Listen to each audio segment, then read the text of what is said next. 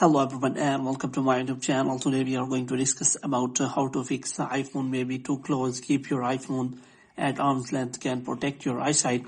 So if you are using iPhone and after some time you are seeing this kind of interface, so how you can fix that?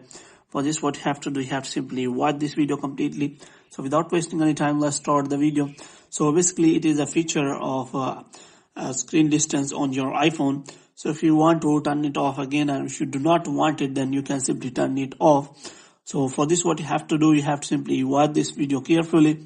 So first of all, what you have to do, you have to simply go to settings, and here what you have to do, you have to scroll it down until you find the option of Face ID and passcode. So here you have to simply provide the passcode, and after that you have to scroll it down until you find the option of stolen device protection. So it will not find here, so you have to simply go back, and after that you have to simply look for the screen time here.